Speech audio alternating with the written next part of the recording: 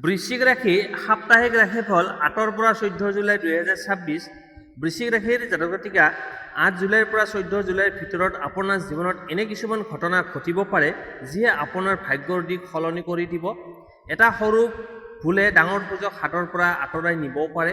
এই সপ্তাহত কোন দিনটো আটাইতকৈ শুভ, টকা পইচা, প্ৰেম, চাকৰি, ব্যৱসায় আৰু স্বাস্থ্যৰ ক্ষেত্ৰত কি অপেক্ষা কৰি আছে, শেষলৈকে চাই থাকক, কাৰণ এই ৰাশিফলৰ শেষত মই এটা বিশেষ প্ৰতিকাৰৰ কথা ক'ম যিয়ে আপোনাৰ সৌভাগ্য আৰু ইতিবাচক শক্তি অধিক শক্তিশালী কৰাত সহায় কৰিব পাৰে। বেছি পলম নকৰি আহক তেন্তে আৰম্ভ কৰোঁ। প্ৰথমতে আহিছোঁ প্ৰেম আৰু দাম্পত্য জীৱন।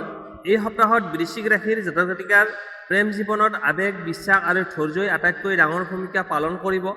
বহুদিন ধৰি মনত জমা হৈ থকা কিছুমান কথা এই সপ্তাহত প্ৰকাশ কৰাৰ সুযোগ আহিব পাৰে। যদি আপুনি নিজৰ অনুভৱ খোলাখুলিকৈ কিন্তু শান্তভাৱে প্ৰকাশ কৰে তেন্তে সকলো সম্পৰ্ক আগতকৈ অধিক গভীৰ আৰু শক্তিশালী হ'ব পাৰে। যিসকল অবিবাহিত তেওঁলোকৰ বাবে নতুন চিনাকি বা নতুন সম্পৰ্ক আৰম্ভ হোৱাৰ সম্ভাৱনা দেখা যায়।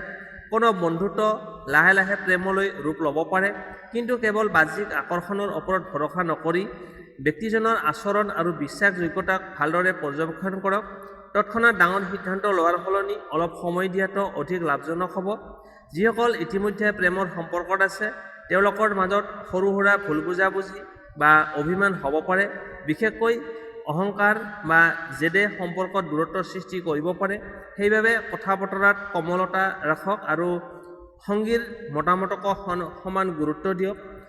এটা আন্তৰিক ক্ষমা বিচৰা বা মৰমেৰে কোৱা কেইটামান শব্দই বহু ডাঙৰ সমস্যাও সহজে সমাধান কৰিব পাৰে।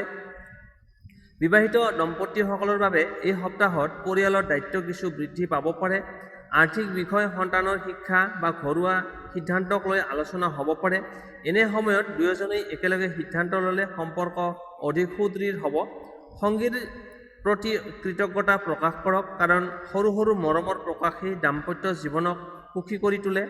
দূৰৈত থকা প্ৰেমিক প্ৰেমিকা বা স্বামী স্ত্ৰীৰ বাবে ফোন, মেছেজ বা ভিডিঅ' কলৰ জৰিয়তে যোগাযোগ বজাই ৰখাটো অত্যন্ত জৰুৰী। ভুল বুজাবুজি সৃষ্টি হ'ব পৰা যিকোনো বিষয় তৎক্ষণাত স্পষ্ট কৰক। নীৰৱতাই কেতিয়াবা সমস্যা বঢ়াই তোলে। এই সপ্তাহত হিংসা, সন্দেহ বা আনৰ কথা সহজে বিশ্বাস নকৰিব। তৃতীয় ব্যক্তিৰ হস্তক্ষেপে সম্পৰ্কত অশান্তি আনিব পাৰে। নিজৰ সংগীৰ ওপৰত বিশ্বাস ৰাখক আৰু যিকোনো বিষয় দুয়োজনে মুখামুখিকৈ আলোচনা কৰি সমাধান কৰক। সপ্তাহৰ মাজভাগত একেলগে সময় কটোৱা, বাহিৰত ঘূৰিবলৈ অহা, একেলগে পূজা প্ৰাৰ্থনা কৰা বা একেলগে ভোজন কৰাৰ সুযোগ আহিলেও অৱশ্যেই গ্ৰহণ কৰক। এনে মুহূৰ্তবোৰে সম্পৰ্কত নতুন উষ্ণতা আৰু আনন্দ কঢ়িয়াই আনিব। মুঠতে এই সপ্তাহত বৃশ্চিক ৰাশিৰ প্ৰেম আৰু দাম্পত্য জীৱনৰ মূল চাবিকাঠি হ'ল বিশ্বাস, ধৈৰ্য, সৎ যোগাযোগ আৰু পাৰস্পৰিক সন্মান। এই গুণবোৰ বজাই ৰাখিব পাৰিলে বহুদিনীয়া সমস্যা আঁতৰি সম্পৰ্ক পুনৰ সুখ, শান্তি আৰু মধুৰতা ঘূৰি আহিব পাৰে। তাৰপিছত আহিছোঁ ধন সম্পত্তি আৰু আৰ্থিক অৱস্থা। এই সপ্তাহত বৃশ্চিক ৰাশিৰ ব্যক্তিসকলৰ ধন সম্পত্তিৰ ক্ষেত্ৰত মধ্যমীয়া ফলৰ সম্ভাৱনা দেখা যায়। ইনকামৰ নতুন উৎস বিচাৰি পোৱাৰ সুযোগ আহিব পাৰে, কিন্তু খৰচো একে সময়তে বৃদ্ধি পাব। সেয়েহে যিকোনো আৰ্থিক সিদ্ধান্ত লোৱাৰ আগতে ভালদৰে চিন্তা ভাৱনা কৰি আগবাঢ়ক। যিসকল চাকৰিয়াল তেওঁলোকৰ বাবে অতিৰিক্ত দায়িত্ব বা ভাল কামৰ বাবে প্ৰশংসা লাভৰ সম্ভাৱনা আছে। ইয়াৰ ফলত ভৱিষ্যতে দৰমহা বৃদ্ধি বা নতুন সুবিধাৰ দুৱাৰ মুকলি হ'ব পাৰে। ব্যৱসায়ীসকলৰ বাবে পুৰণি গ্ৰাহকৰ পৰা লাভ হোৱাৰ সম্ভাৱনা বেছি। নতুন গ্ৰাহক আহিলেও কোনো চুক্তি বা লেনদেন কাগজপত্ৰ ভালদৰে পৰীক্ষা নকৰাকৈ নকৰিব। এই সপ্তাহত ধাৰ দিয়া বা ডাঙৰ অংকৰ টকা কাৰোবাক বিশ্বাস কৰি দিয়াৰ ক্ষেত্ৰত সাৱধান হওক। সকলো মানুহে প্ৰতিশ্ৰুতি পালন নকৰিবও পাৰে। আনহাতে অপ্ৰয়োজনীয় বিলাসী খৰচ নিয়ন্ত্ৰণ কৰিব পাৰিলে সপ্তাহটোৰ শেষত আৰ্থিকভাৱে অধিক নিশ্চিত অনুভৱ কৰিব পাৰিব। ঘৰ সম্পত্তি, যান বাহনৰ বিষয়ত কোনো খৰচ বা আলোচনা আগবাঢ়িব পাৰে, কিন্তু তৎক্ষণাত সিদ্ধান্ত লোৱা সলনি সকলো নথিপত্ৰ আৰু আইনী দিশ ভালদৰে পৰীক্ষা কৰাটো বুদ্ধিমত্তাৰ কাম হ'ব। যদি বহুদিন ধৰি ৰৈ থকা কোনো পাবলগীয়া ধন আছে তেন্তে এই সপ্তাহত তাৰ এটা সৰু অংশ ঘূৰাই পোৱাৰ সম্ভাৱনা আছে, কিন্তু উচ্চ লাভৰ লোভত অচিনাকি ইনভেষ্ট বা বিপদজনক আঁচনিত টকা লগাৰ পৰা আঁতৰি থাকক। এই সপ্তাহত আপোনাৰ বাবে আটাইতকৈ ডাঙৰ শক্তি হ'ব সঞ্চয় আৰু পৰিকল্পনা। উপাৰ্জনৰ লগতে সঠিকভাৱে ধন ব্যৱস্থাপনা কৰিব পাৰিলে আগন্তুক সময়ত যথেষ্ট লাভৱান হ'ব পাৰে। বিশেষ পৰামৰ্শ: বুধবাৰ বা বৃহস্পতিবাৰে আৰ্থিক পৰিকল্পনা কৰক আৰু খৰচ কৰাৰ আগতে দুবাৰ চিন্তা কৰক। ধৈৰ্য আৰু বিচক্ষণতাই এই সপ্তাহত আপোনাৰ ধন ভাগ্য অধিক শক্তিশালী কৰিব পাৰে। তাৰপিছত আহিছোঁ কৰ্মজীৱন, চাকৰি আৰু ব্যৱসায়। এই সপ্তাহত বৃশ্চিক ৰাশিৰ ব্যক্তিসকলৰ কৰ্মজীৱনত নতুন দায়িত্ব আৰু নতুন সুযোগ একেলগে আহিব। আপোনাৰ কঠোৰ পৰিশ্ৰম আৰু একাগ্ৰতাই ঊৰ্ধ্বতন বিষয়াসকলৰ দৃষ্টি আকৰ্ষণ কৰিব পাৰে। বহুদিন ধৰি যি কামৰ ফলাফলৰ অপেক্ষা কৰি আছিল তাৰ ইতিবাচক সংকেত এই সপ্তাহত লাভ কৰাৰ সম্ভাৱনা আছে। চাকৰিয়ালসকলৰ বাবে সপ্তাহটোৰ আৰম্ভণি কিছু ব্যস্ত হ'ব পাৰে। হঠাতে অতিৰিক্ত কামৰ প্ৰেছাৰ, নতুন দায়িত্ব আহিব পাৰে। প্ৰথমতে ই কঠিন যেন লাগিলেও এই দায়িত্ব সফলভাৱে সম্পূৰ্ণ কৰিব পাৰিলে ভৱিষ্যতে পদোন্নতি বা নতুন সুযোগৰ পথ মুকলি হ'ব পাৰে। সহকৰ্মীৰ সৈতে মতানৈক্য হ'লেও উত্তেজিত নহ'ব। শান্ত ব্যৱহাৰ আৰু ধৈৰ্যই আপোনাক সফলতা দিব। যিসকলে নতুন চাকৰি বিচাৰি আছে তেওঁলোকৰ বাবে এই সপ্তাহত সাক্ষাৎকাৰ, ফোন কল বা ইতিবাচক খবৰ লাভৰ সম্ভাৱনা আছে। নিজৰ দক্ষতা আৰু আত্মবিশ্বাস বজাই ৰাখক। সঠিক সময়ত কৰা চেষ্টা বিফল নহয়। ব্যৱসায়ীসকলৰ বাবে এই সপ্তাহটো লাহে লাহে উন্নতিৰ দিশে আগবাঢ়িব। পুৰণি গ্ৰাহকৰ পৰা লাভৰ সম্ভাৱনা বেছি আছে আৰু নতুন গ্ৰাহকৰ সৈতেও ভাল সম্পৰ্ক গঢ়ি উঠিব পাৰে। কিন্তু অংশীদাৰিত্বৰ ব্যৱসায়ত সকলো সিদ্ধান্ত লিখিতভাৱে লোৱাটো বেছি নিৰাপদ হ'ব। লোভত পৰি ডাঙৰ ইনভেষ্ট বা অচিনাকি লোকৰ প্ৰতিশ্ৰুতিত বিশ্বাস নকৰিব।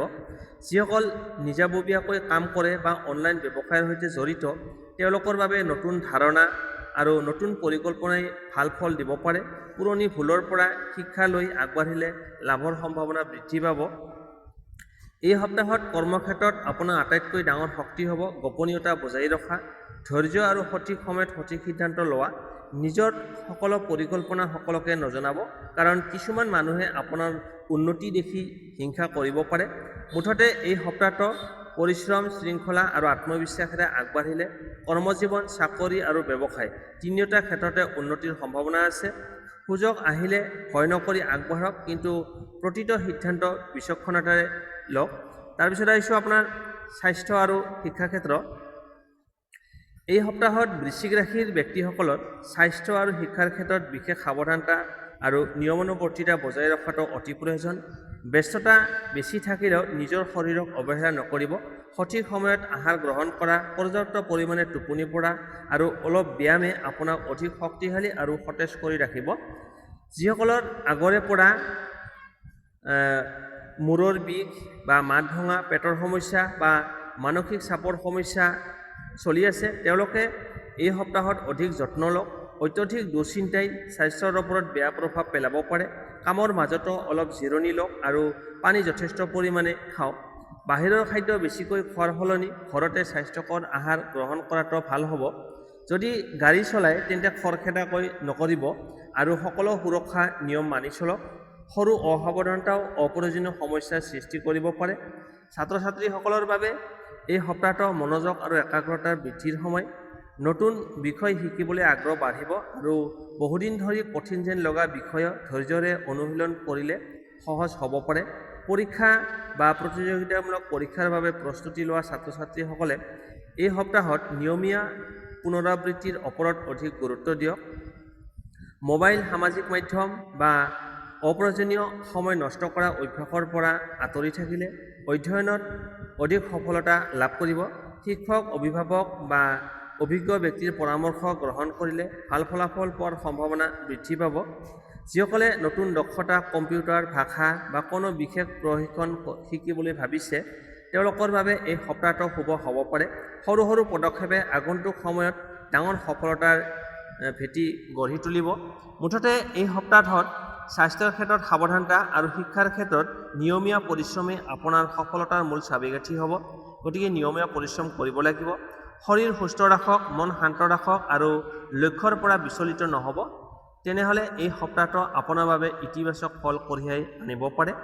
তাৰপিছত আহিছোঁ এই সপ্তাহটোৰ আপোনাৰ বাবে শুভ তাৰিখ, শুভ সংখ্যা আৰু ৰং লগতে বিশেষ প্ৰতিকাত। এই সপ্তাহত 10 জুলাই আৰু 13 জুলাই আপোনাৰ বাবে তুলনামূলকভাৱে অধিক শুভ দিন হ'ব পাৰে। এই দিন দুটাত নতুন কাম আৰম্ভ কৰা, গুৰুত্বপূৰ্ণ সিদ্ধান্ত লোৱা, সাক্ষাৎকাৰ, ব্যৱসায়িক আলোচনা বা নতুন পৰিকল্পনাৰ শুভ আৰম্ভণি কৰিলে ইতিবাচক ভাল ফলাফল লাভ কৰাৰ সম্ভাৱনা বৃদ্ধি পাব। শুভ সংখ্যা 3, 8 আৰু 9।